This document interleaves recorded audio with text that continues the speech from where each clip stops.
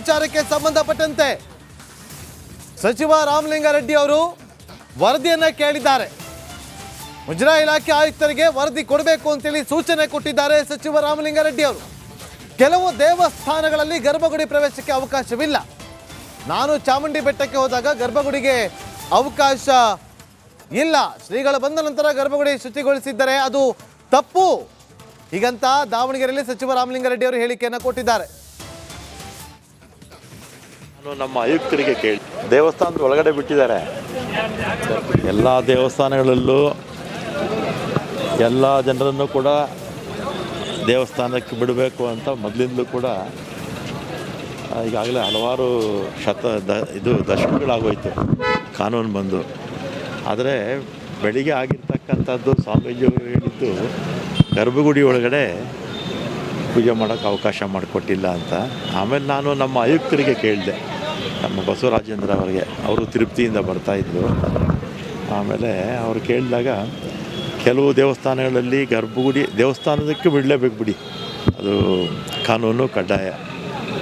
ಆ ಥರ ದೇವಸ್ಥಾನಕ್ಕೆ ಬಿಡೋದಿಲ್ಲ ಅಂದರೆ ಕಾನೂನು ವಿರುದ್ಧವಾಗುತ್ತೆ. ಗರ್ಭಗುಡಿ ಒಳಗಡೆ ಕೆಲವು ದೇವಸ್ಥಾನಗಳಲ್ಲಿ ಅವಕಾಶ ಇಲ್ಲ. ಈಗ ನಾನು ಮೊನ್ನೆ ಚಾಮುಂಡಿ ಬೆಟ್ಟಕ್ಕೆ ಹೋಗಿದ್ದೆ, ಗರ್ಭಗುಡಿವರೆಗೂ ಮಾತ್ರ ಕರ್ಕೊಂಡು ಹೋಗಿದ್ದರು. ಆಮೇಲೆ ಇನ್ನೂ ಕೆಲವು ದೇವಸ್ಥಾನಗಳಲ್ಲಿ ಗರ್ಭಗುಡಿ ಒಳಗಡೆ ಕೂಡಿಸ್ತಾರೆ, ನಮ್ಮ ಕೈಯಲ್ಲೇ ಪೂಜೆ ಮಾಡಿಸ್ತಾರೆ. ಮೊನ್ನೆ ಇದಕ್ಕೆ ಹೋಗಿದ್ದೆ ಶ್ರೀಶೈಲಕ್ಕೆ, ಅಲ್ಲೇ ಗರ್ಭಗುಡಿ ಒಳಗಡೆ ಕೂಡಿಸಿ ನಮ್ಮ ಕೈಯಲ್ಲೇ ಪೂಜೆ ಮಾಡಿಸಿದ್ರು. ಲಿಂಗನ ಮುಟ್ಟೋದಕ್ಕೂ ಕೈಯಲ್ಲೇ ಮುಟ್ಟೋದಕ್ಕೂ ಕೂಡ ಅವಕಾಶ ಮಾಡಿಕೊಡ್ತಾರೆ. ನೋಡಿ, ಗರ್ಭಗುಡಿ ಒಳಗಡೆ ಪ್ರಧಾನ ಅರ್ಚಕರು ಅಥವಾ ಅರ್ಚಕರ ಸಂಬಂಧಿಕರು ಮಾತ್ರ ಒಳಗೆ ಪ್ರವೇಶ ಮಾಡಬೇಕು ಅನ್ನುವಂಥ ವಿಚಾರವಾಗಿ ಬಾಗೂರಿನ ಚನ್ನಕೇಶವ ದೇವಾಲಯದ ಪ್ರಧಾನ ಅರ್ಚಕರು ಹೇಳಿಕೆಯನ್ನು ಕೊಟ್ಟಿದ್ದಾರೆ. ಅಂದರೆ ಸುಖನಾಸಿಗಳು ಮತ್ತು ಅರ್ಚಕರ ಸಂಬಂಧಿಕರು ಮಾತ್ರ ಒಳಗಡೆ ಪ್ರವೇಶ ಮಾಡೋದಕ್ಕೆ ಅವಕಾಶ. ಇದು ಹಿಂದೆಯಿಂದಲೂ ಕೂಡ ನಡೆದುಕೊಂಡು ಬಂದಂಥ ಪದ್ಧತಿ ಅಂತ ಹೇಳಿಕೆಯನ್ನು ಕೊಟ್ಟಿದ್ದಾರೆ. ಒಂದು ಲೆಕ್ಕಾಚಾರದಲ್ಲಿ ಹೇಳಿಕೆ ಎಷ್ಟರ ಮಟ್ಟಿಗೆ ಸರಿ ಅನ್ನುವಂಥ ಪ್ರಶ್ನೆಯನ್ನು ಹುಟ್ಟಿಸೋದು ಸಹಜ. ಯಾಕಂತಂದರೆ ಸುಖನಾಸಿ ಮತ್ತು ಗರ್ಭಗುಡಿ ಇಲ್ಲಿವರೆಗೂ ಯಾರಿಗೂ ಕೂಡ ಪ್ರವೇಶ ಇಲ್ಲ. ಸ್ತ್ರೀಯರಿಗೆ ಗರ್ಭಗುಡಿ ಪ್ರವೇಶ ಇಲ್ಲ, ಸುಖನಾಸಿ ಮಾತ್ರ. ಇದು ನಮ್ಮ ತಾತನ ಕಾಲದಿಂದ ಇರುವಂತಹ ಪದ್ಧತಿ ಅಂತ ಹೇಳಿಕೆ ಕೊಟ್ಟಿದ್ದಾರೆ. ಸುಖನಾಸಿ ಅಂತಂದರೆ ಈ ಉತ್ಸವ ಮೂರ್ತಿಗಳನ್ನು ಹೊರ್ತಾರಲ್ಲ ಅವರನ್ನ ಸುಖನಾಸಿ ಅಂತ ಹೇಳಿ ಕರೀತಾರೆ. ಉತ್ಸವದ ಸಂದರ್ಭದಲ್ಲಿ ಆ ಮೂರ್ತಿಗಳನ್ನ ಹೊರ್ತಾರಲ್ಲ ಅವ್ರನ್ನ, ಅಂದರೆ ಬ್ರಾಹ್ಮಣರು ಮತ್ತು ನಮ್ಮ ಮನೆಗೆ ಸಂಬಂಧಿಸಿದವರ ಮಾತ್ರ ಪ್ರವೇಶವನ್ನು ಕೊಡಬೇಕು ಅಂತ ಹೇಳಿಕೆ ಕೊಟ್ಟಿದ್ದಾರೆ.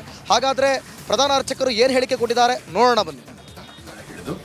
5-6 ವರ್ಷದಿಂದ ಏನು ಆಗ್ತಾ ಇದೆ, ಗರ್ಭಗುಡಿ ಅಂತ ಹೇಳಿದ್ರೆ ನೋಡಿ, ಅದು ಗರ್ಭಗುಡಿ ದೇವ್ರದ್ದು ಪ್ರತಿಷ್ಠೆ ಇರೋದು.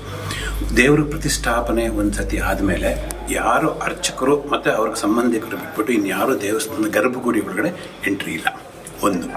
ಎರಡನೇದು, ಇವರು ಗರ್ಭಗುಡಿ ಒಳಗಡೆ ನಾವು ಬರ್ತೀನಿ ಅಂತಲೂ ಹೇಳಿಲ್ಲ. ಪ್ರತಿಯೊಂದು 6 ವರ್ಷದಿಂದ ಹಿಡಿದು 5-6 ವರ್ಷದಿಂದ ಏನು ಆಗ್ತಾ ಇದೆ, ಆ ವರ್ಷದಲ್ಲಿ ಇಲ್ಲೇ ಬರ್ತಾರೆ, ಇಲ್ಲೇ ನಿಂತ್ಕೊಂಡು ಇಲ್ಲೇ ಮಾಡಿ ಪ್ರತಿ ವರ್ಷ ಹೆಂಗೆ ಆಗ್ತಾಯಿತ್ತೋ ಅದೇ ಥರ ಅವ್ರಿಗೆ ಮಾಡಿ ಕಳಿಸಿದ್ದೀವಿ. ಸೊ ಹಾಗಾಗಿ ಅವ್ರಿಗೆ ಗರ್ಭಗುಡಿ ಪ್ರವೇಶಕ್ಕೆ ನಾವು ಅಲೋ ಮಾಡಲಿಲ್ಲ ಅನ್ನೋ ಒಂದು ಪ್ರಮೇಯನೇ ಇಲ್ಲಿಲ್ಲ.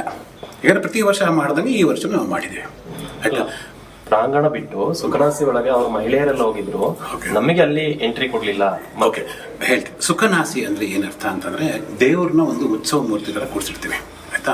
ಅಲ್ಲಿಗೆ ಯಾರು ಎಂಟ್ರಿ ಆಗ್ತಾರೆ ಅಂತ ಹೇಳಿದ್ರೆ ಪಾಂಚರಾತ್ರ ಆಗಮ ಪ್ರಕಾರ ನಮ್ಮ ಇಲ್ಲ ಯಾರಾದರೂ ಒಂದು ಈ ಉತ್ಸವನ ಹಿಡಿಲಿಕ್ಕೆ ಬ್ರಾಹ್ಮಣರು ಅಥವಾ ನಮ್ಮ ಮನೆಗೆ ಸಂಬಂಧಪಟ್ಟವರು. ಯಾಕೆಂದ್ರೆ ಈ ವಿಶೇಷ ಕಾಲದಲ್ಲಿ ಏನು ಮಾಡ್ತೀವಿ ಅಂತಂದ್ರೆ, ನಾವು ಈ ಒಂದು ವಿಶೇಷ ಪೂಜೆ ಟೈಮಲ್ಲಿ ಏಕಾರತಿ, 3 ಆರತಿ, 5, 7, 9 ಆ ಥರದ್ದು ಒಂದು ಆರತಿಗಳನ್ನ ಮಾಡ್ತೀವಿ. ನಾರ್ಮಲಿ ಆರತಿ ಅಂದರೆ ಯಾರು? ಹೆಣ್ಮಕ್ಳು.